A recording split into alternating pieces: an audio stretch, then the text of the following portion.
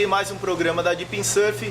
Hoje a gente veio aqui para São Vicente, estamos na Surferia Bar e mais uma vez com mais um legend da história do nosso surf. Hoje a gente está aqui com o Zé Paulo. Zé, aloha. Obrigado por vir aqui, né? A gente sabe que seu tempo é curto, né? Tem bastante atividade, mas disponibilizou um tempo para trazer um pouco da sua experiência, da sua história para o pessoal, para os nossos telespectadores. Então, primeiramente, muito obrigado por nos receber.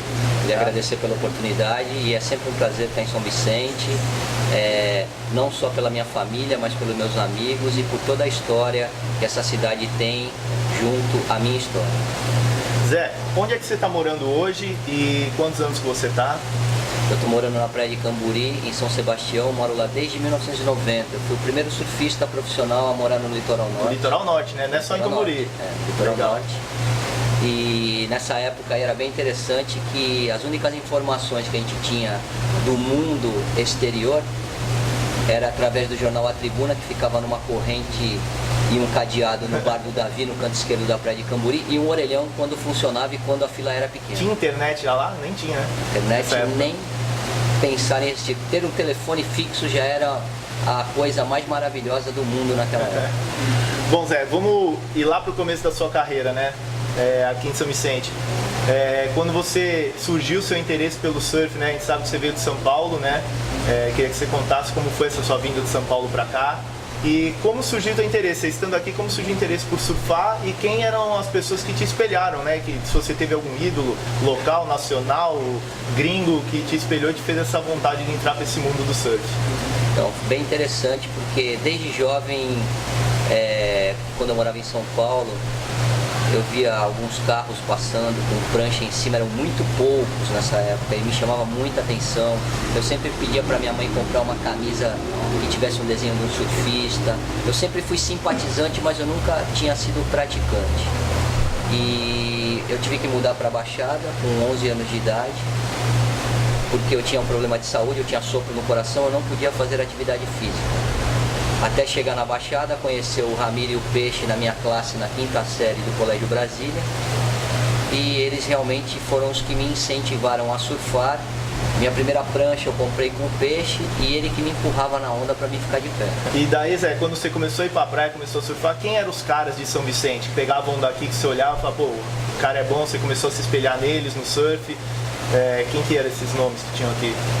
Para mim, na época, os grandes nomes do esporte eram o Nino Matos, Maurício Orelhinha, Jaime Ventania, o Sapo, o Barata e o Peixe. Aqui em São Vicente eram os caras, né? Para mim eram esses. E nível nacional, você lembra algum nome bom e gringo, algum? Nível nacional da época, o Maurício Orelhinha e o Nino e até o Marcelo Peixe, eles representavam muito, eles eram top ali, estavam sempre envolvidos entre os 10 melhores do Brasil. Na época a Baixada realmente dominava o surf nacional. Uma pena a gente ter perdido esse domínio, mas desde os primórdios que a Baixada Santista sempre puxou a fila, lógico, junto com o pessoal do Rio de Janeiro, mas a gente tinha uma frente e uma legião muito forte. Os eventos brasileiros de Ubatuba na época, e o Nino e o Maurício Orelhinha eram caras que eram sempre de ponta, junto com o Almir Salazar, Picuruta, Cisco, Paulo Rabelo, Amaro Neno Paulinho, Tinguinha. Esses eram os grandes representantes do nosso estado na época. Tá, nesse início de carreira, né, como que foi a parte de patrocínio? Você lembra o seu primeiro patrocínio, a sua primeira prancha, a sua primeira competição, seu primeiro pódio? Você tem isso ainda na cabeça? Tenho sim. A minha primeira prancha quem fez foi o Genival e o Manjão, lá na Cidade Náutica. Era uma prancha chamada Gema. Depois de um tempo eu fui evoluindo e aí eu comecei a fazer a prancha com o Armando Jaguari. No começo era Tears, depois virou Fluid Energy. Falecido Armando Jaguari. Bom, Zé, até chegar no ano de 87, você foi vice-campeão brasileiro amador.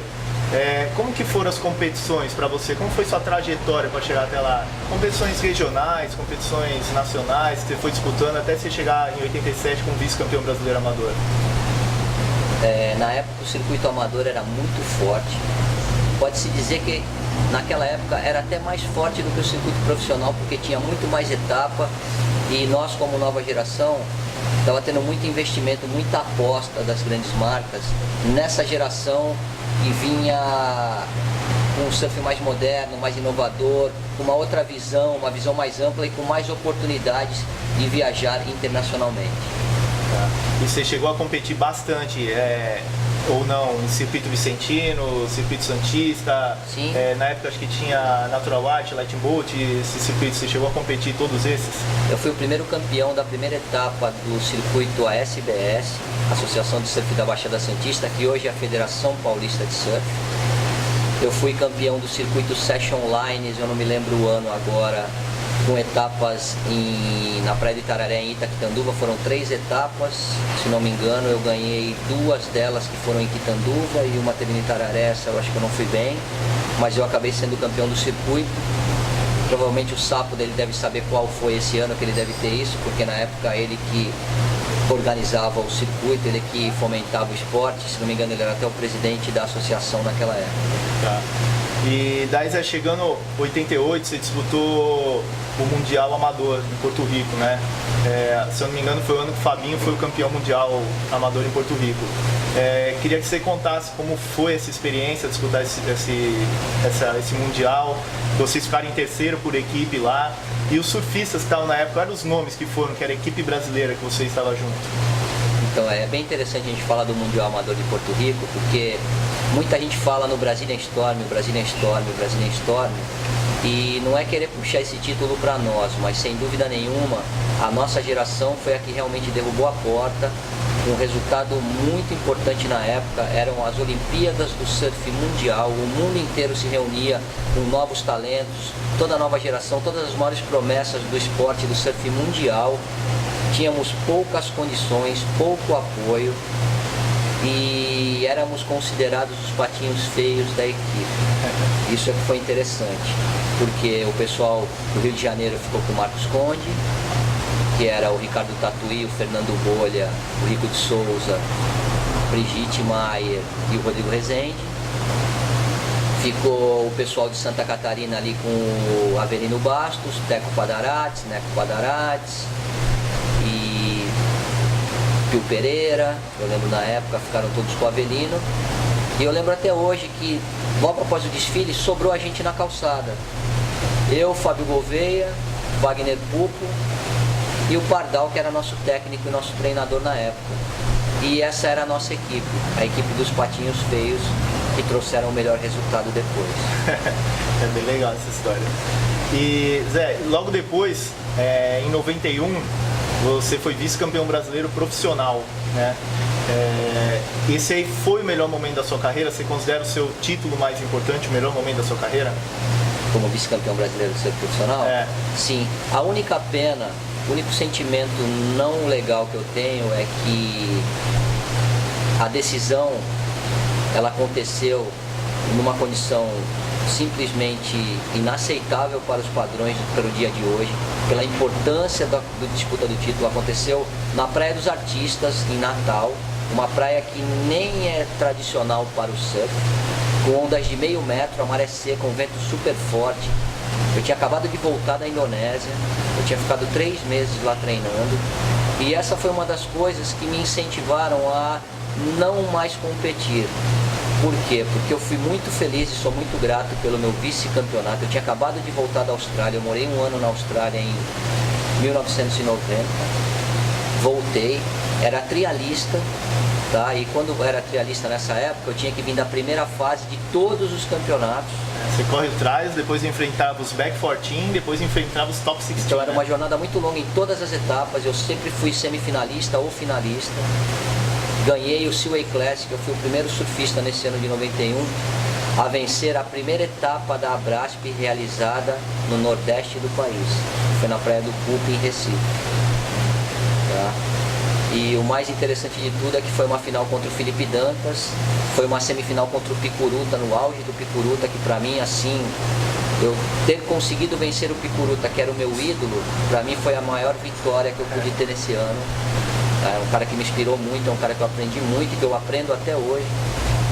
É um ídolo do esporte, tem muito mérito e pouca gente divulga, tá?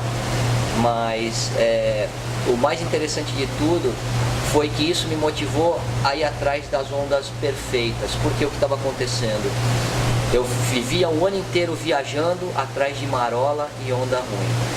E eu resolvi mudar minha vida e ia passar o ano viajando atrás de ondas boas e perfeitas e realizar o verdadeiro sonho do surf. Porque o melhor do surf, para mim, é surfar.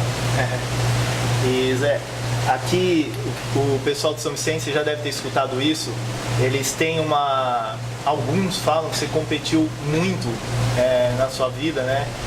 Falando, parecendo você ser um atleta de Santos, né? Então tem uma geração aqui de São Vicente que tem assim, pô, mas o Zé nunca falou que era de São Vicente, nunca representou São Vicente. E eu queria que você falasse sobre isso, né? Até uma oportunidade para essa geração escutar os motivos, né? Que às vezes eles pensam que foi uma coisa, mas não foi. Só aparentou essa situação. É muito relevante essa pergunta para encerrar o achismo, os mitos, as lendas, as fofocas, os comentários, né? Então eu acho muito legal essa oportunidade de poder explicar realmente qual é essa história, qual é essa transição São Vicente, Santos, Baixada Santista, né? Principalmente para aqueles que são muito bairristas, muito provincianos, que pensam apenas na província. Então é muito legal a gente saber a verdadeira história. A gente vai saber agora. Pode contar. O negócio é o seguinte, pessoal.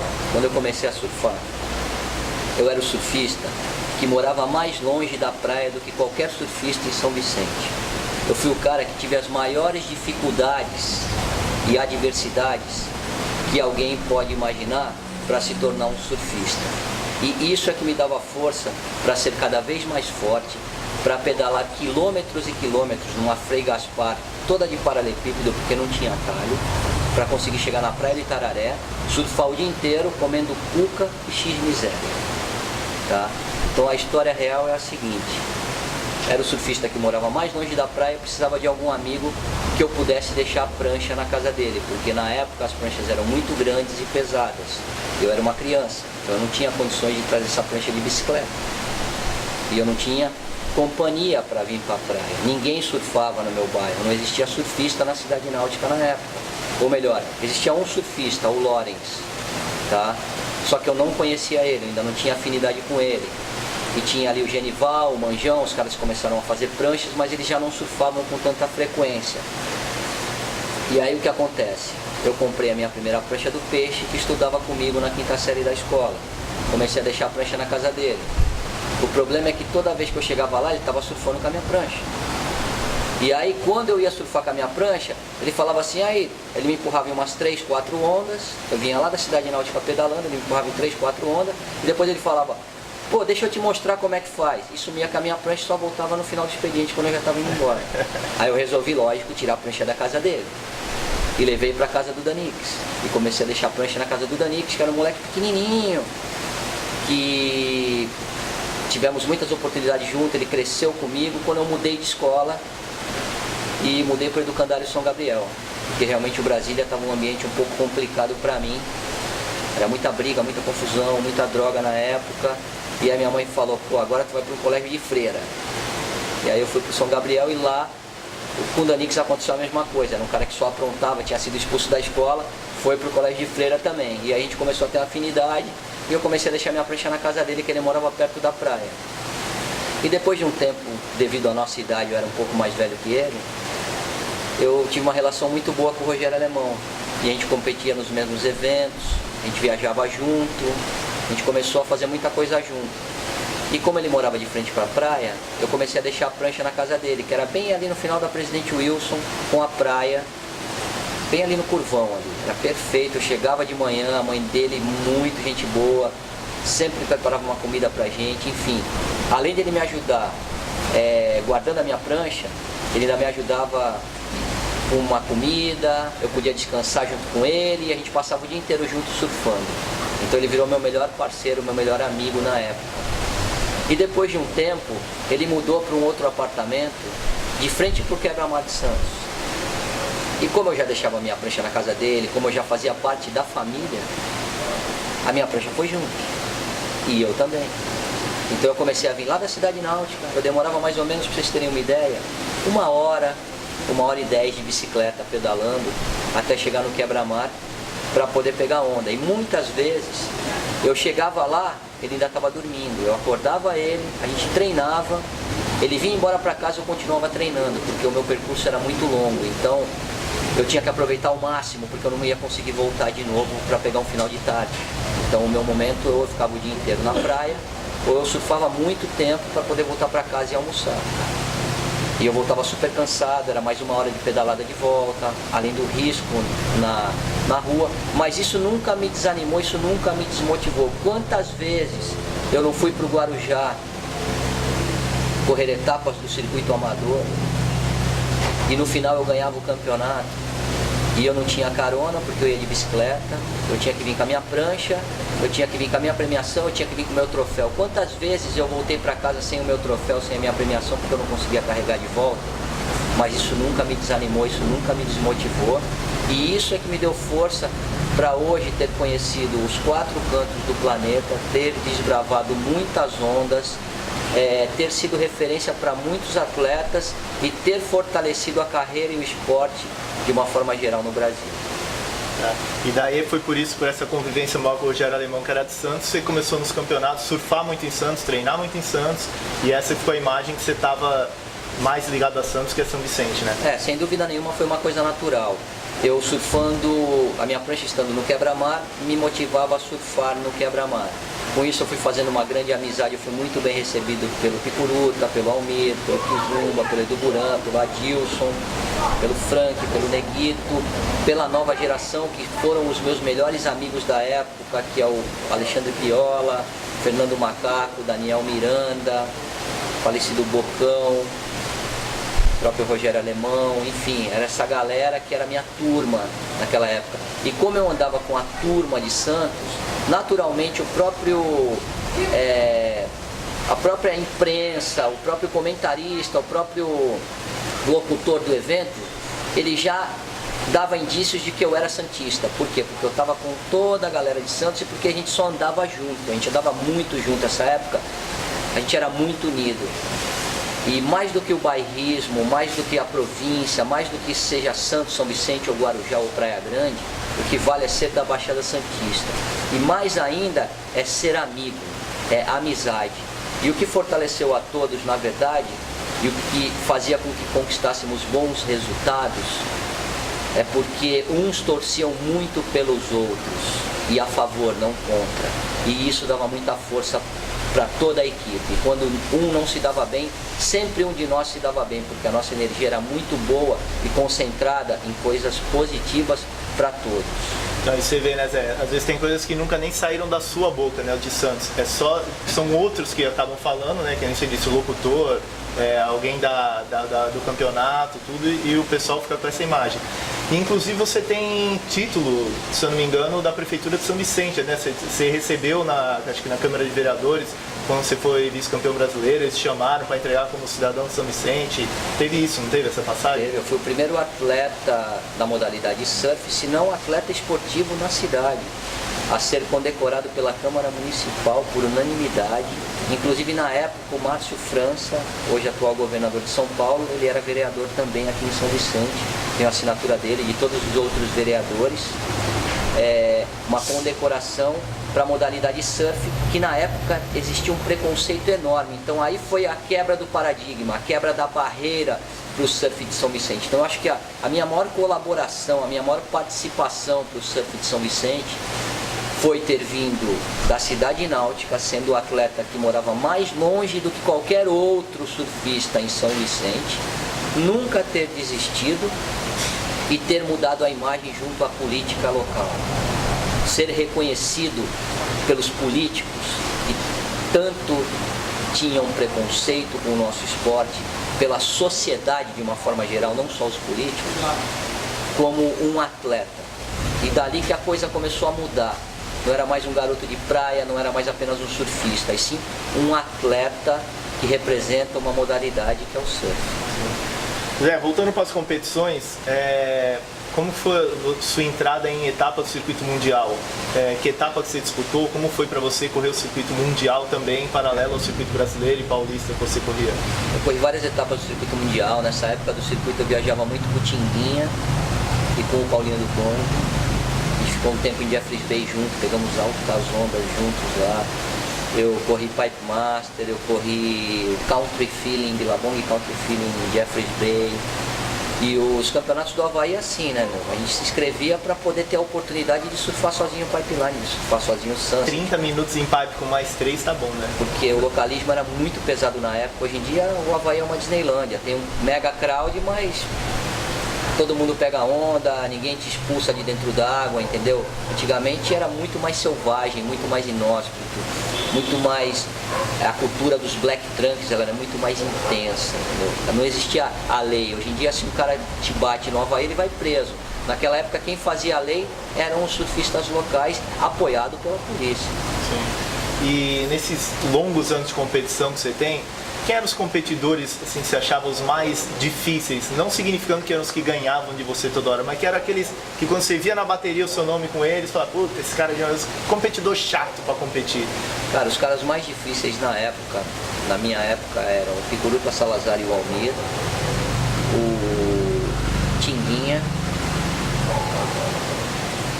o Felipe Dantas era um cara muito duro, um cara muito difícil. Talvez tenha sido um dos meus maiores oponentes, Felipe Dantas, porque volta e meia a gente estava numa final junto, e ele é um cara chato, ele não se dava por vencido, ele usava regra, ele é um cara muito técnico e muito tático na época, ele me deu bastante trabalho.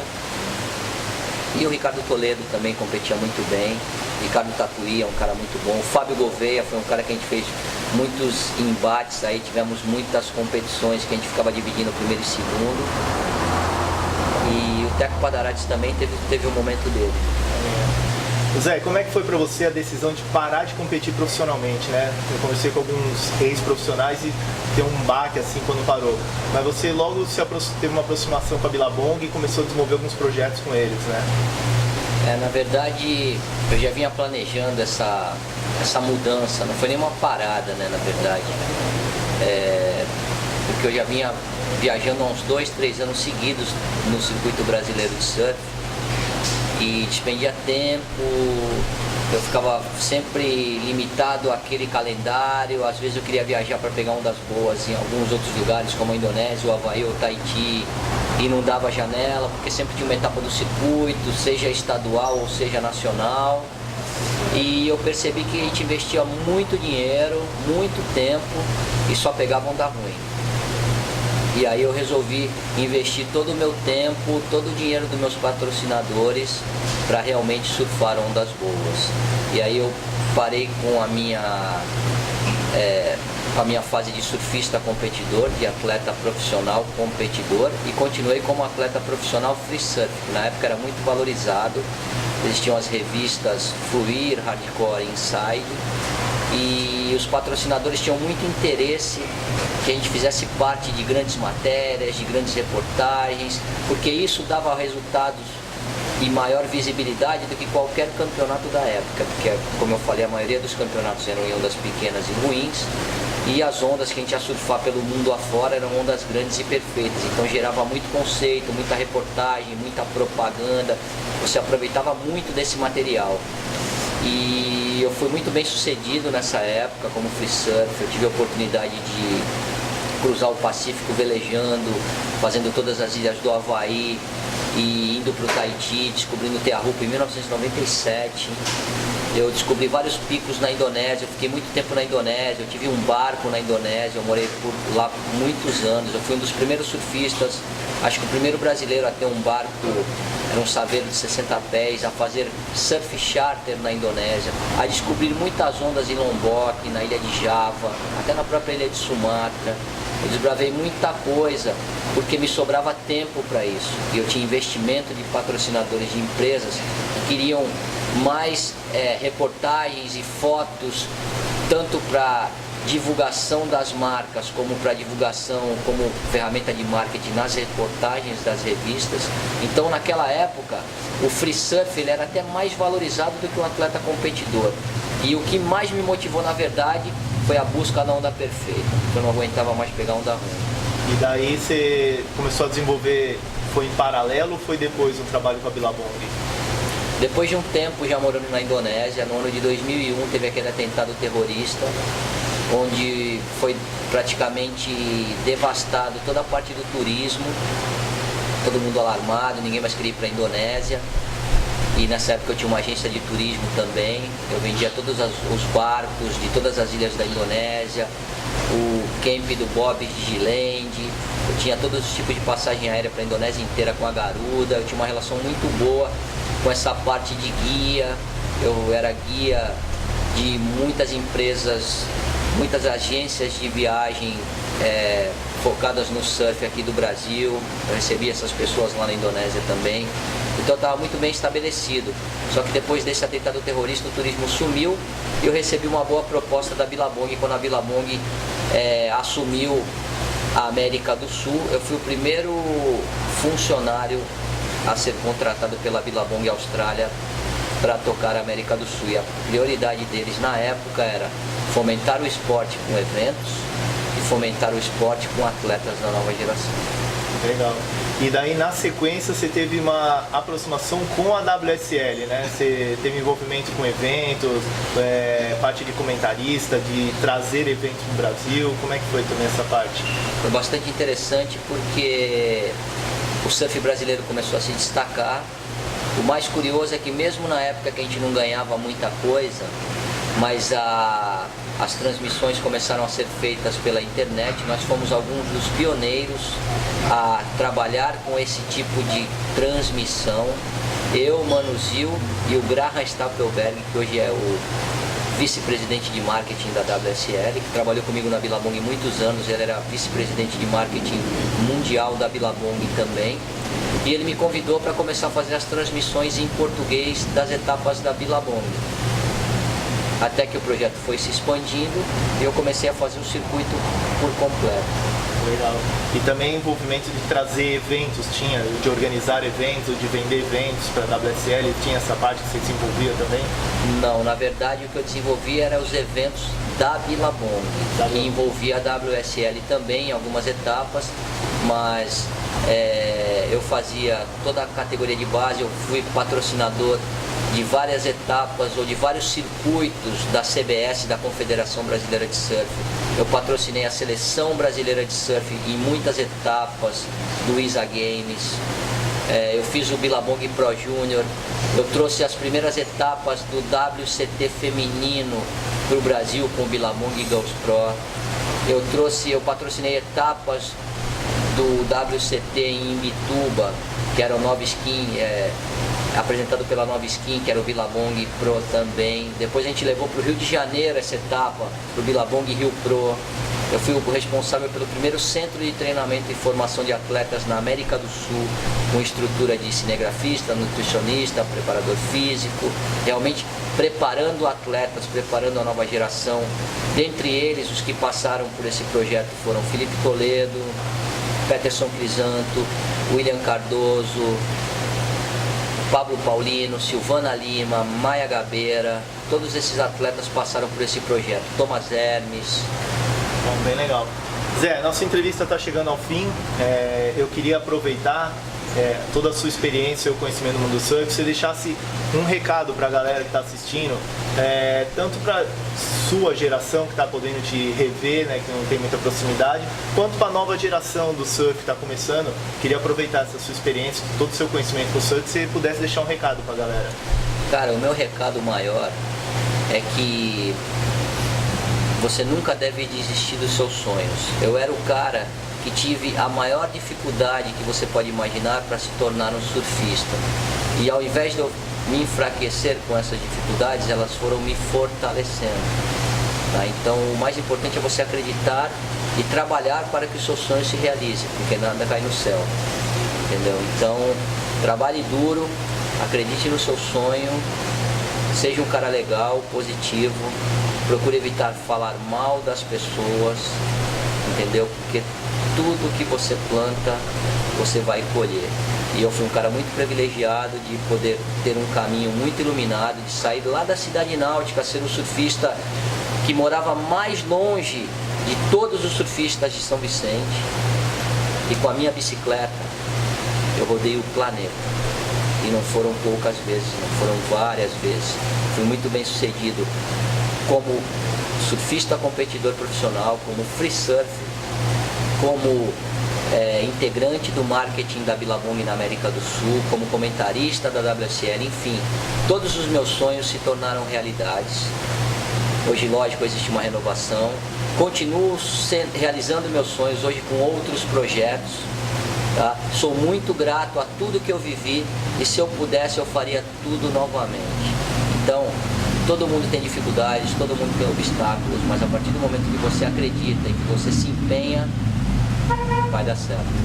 Isso aí. Zé, mais uma vez, gostaria de agradecer o seu tempo, sua disponibilidade pra gente aí e trazer um pouco da sua experiência pra galera aí que assiste a gente na internet.